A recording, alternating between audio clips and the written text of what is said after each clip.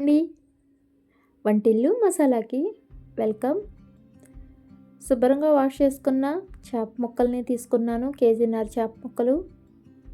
అట్లాగే ఉల్లిపాయలను చిన్నగా కట్ చేసుకొని, తర్వాత 3 స్పూన్లు కారాన్ని, అలాగే ఇప్పుడు కొంచెం కల్లుపుని, అలాగే ఆయిల్ని యాడ్ చేసుకోవాలి, మిక్స్ చేసుకోవాలి. ఎంత మిక్స్ చేసుకుంటే అంత బాగుంటుంది ఈ కూర. అట్లాగే చేప పులుసు కాబట్టి అల్లం చిన్నులపాయ పేస్ట్ని కూడా యాడ్ చేసుకొని, చింతపండు రసాన్ని కూడా వేసుకొని అట్లాగే మిక్స్ చేసుకొని ఒక 15 నిమిషాలు హై ఫ్లేమ్లో ఉడికించుకోవాలి. కొంచెం దగ్గర పడుతున్నప్పుడు సిమ్లో పెట్టుకొని, తర్వాత కొంచెం కొబ్బరి పొడిని యాడ్ చేసుకొని, కరివేపాకు, పచ్చిమిర్చిని వేసుకొని కొంచెం ఆయిల్ పైకి తేలేదాకా ఉడికించుకోవాలి.